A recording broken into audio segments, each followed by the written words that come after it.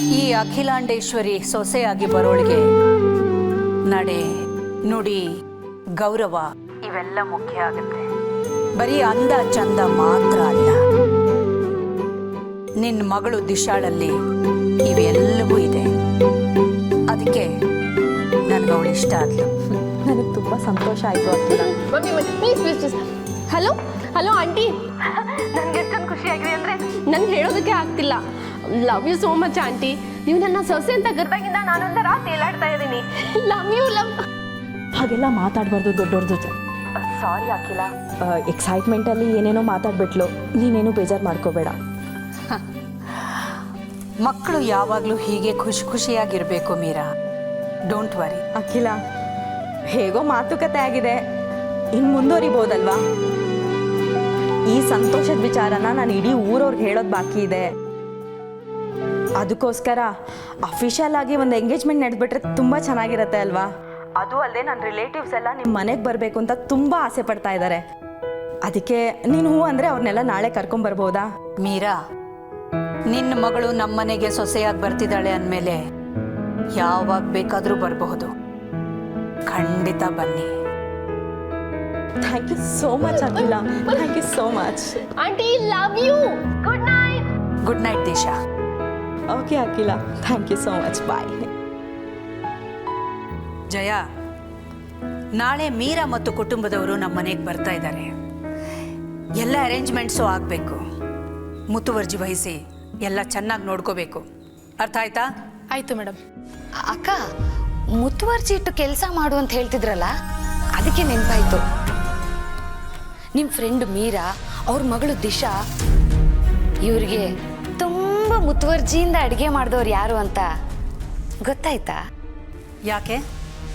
ಸ್ವತಃ ದಿಶಾನೇ ಅಡುಗೆನ ಮೆಚ್ಕೊಂಡು ಸಾವಿತ್ರಿ ಕೈಗೆ ಬ್ರೇಸ್ಲೆಟ್ ಹಾಕಿದಾಗ ಪ್ರಜ್ಞೆ ಇರಲಿಲ್ವಾ ಮೈ ಮೇಲೆ? ಇತ್ತು. ದಿಶಾ ಸಾವಿತ್ರಮ್ಮಂಗೆ ಬ್ರೇಸ್ಲೆಟ್ ಕೊಡುವಾಗ ಜ್ಞಾನ ಇತ್ತು.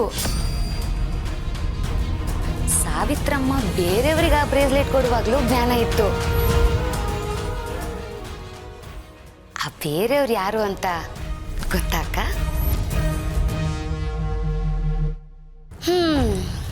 ಮನೆ ಕೆಲಸದವ್ರನ್ನೆಲ್ಲ ಮನೆಯವ್ರ ಹಾಗೆ ನಂಬಿಡ್ತೀರ ಅಕ್ಕ ನೀವು.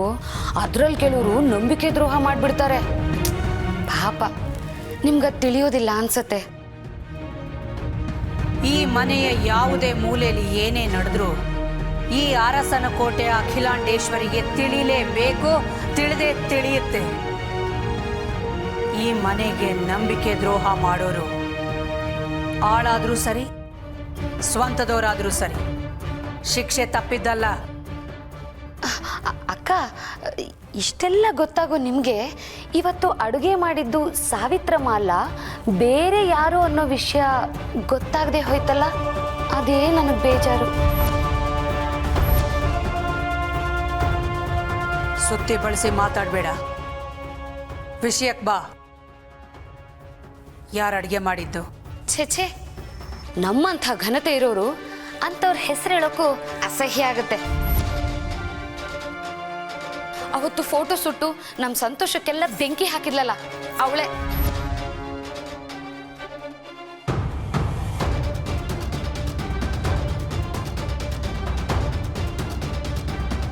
ನೀವೇನೋ ಅವಳ ಮನೆ ಒಳಗೆ ಬರಬಾರ್ದು ಅಂತ ಗಡಿ ಪಾರ್ ಮಾಡಿದ್ರಿ. ಆದ್ರೆ ಸಮಯ ನೋಡ್ಕೊಂಡು ಗಡಿ ದಾಟಿ ಮನೆ ಒಳಗೆ ಬರೋದು ಅಲ್ಲೇ ಅಖಿಲಾಂಡೇಶ್ವರಿ ಅವರ ಅಡಿಗೆ ಮನೆಯೊಳಗೆ ಕಾಲಿಟ್ಟು ಸಾವಿತ್ರಿ ಸಾವಿತ್ರಿ ಸಾವಿತ್ರಿ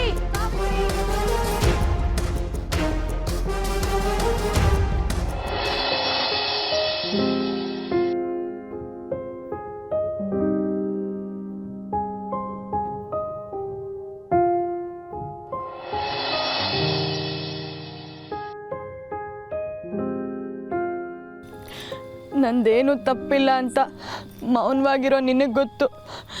ಇಕ್ಕಟ್ಟಿಗೆ ಸಿಕ್ಕಾಕೊಂಡಿರೋ ಸಾವಿತ್ರಕ್ಕಂಗೆ ಗೊತ್ತು. ಆದರೆ ಇದು ಅಪ್ಪಂಗೆ ಗೊತ್ತಾದರೆ ಸಾಕು. ಎಲ್ಲರಿಗೂ ನನ್ನ ಮೇಲೆ ನಂಬಿಕೆ ಹೊರಟೋಗಿದೆ. ಎಲ್ಲರ ಪಾಲ್ಗೂ ನಾನೊಬ್ಳು ಹುಚ್ಚು ಹುಡುಗಿ. ಗಣಿ ತುಂಟ, ಆದರೆ ಜಾಣ. ನಿನ್ನನ್ನು ಚೆನ್ನಾಗಿ ನೋಡ್ಕೋತಾನೆ. ನಾನು ನಿನ್ನನ್ನು ಮರೆಯಲ್ಲ. ನೀನು ಹಾಗೆ ಎಲ್ರಿಗೂ ಹೂ ಕೊಡೋದನ್ನು ಮರಿಬೇಡ. ನಾನೇನು ಬರಲಾ?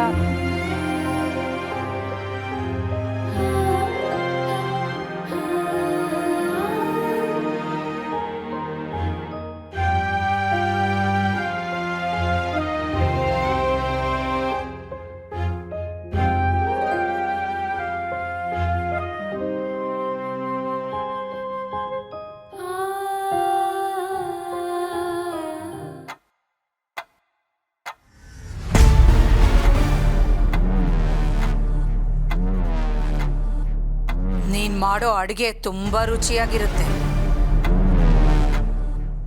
ನೀನು ಹೇಳೋ ಕಥೆಗಳು ಅಷ್ಟೇ ರುಚಿಯಾಗಿರುತ್ತೆ. ಅಮ್ಮ, ಇಷ್ಟು ವರ್ಷದಿಂದ ನಮ್ಮ ಮನೇಲಿ ಕೆಲಸ ಮಾಡ್ತಾ ಇದೀಯ ಅಂತ ಮರ್ಯಾದೆ ಕೊಟ್ಟು ಕೇಳ್ತಾ ಇದ್ದೀನಿ. ಪಾರ್ವತಿನ ನಮ್ಮ ಮನೆ ಒಳಗೆ ಬರಕ್ಕೆ ಹೇಗ್ ಬಿಟ್ಟೆ? ಹೇಳಮ್ಮ ಸಾವಿತ್ರಮ್ಮ, ಅಕ್ಕ ಕೇಳ್ತಿದಾರ ತಾನೆ, ಹೇಳು. ಹೇಳು, ಬರೋದಕ್ಕೆ ಹೇಗೆ ಬಿಟ್ಟೆ? ಅಮ್ಮ, ಅದು ಪಾರ್ವತಿ ತಮ್ಮನಿಗೆ ಕಾಲಿಗೆ ಏಟು ಬಿದ್ದಿತ್ತು. ಔಷಧಿ ತಗೊಳಕ್ಕೆ ಅಂತ ಅಡುಗೆ ಮನೆ ಕಡೆಗೆ ಬಂದಿದ್ಲು. ಔಷಧಿ ಕೊಡಕ್ಕೆ ನೀನೇನು ಡಾಕ್ಟ್ರಾ? ನಮ್ಮನೇನು ಹಾಸ್ಪಿಟ್ಲಾ?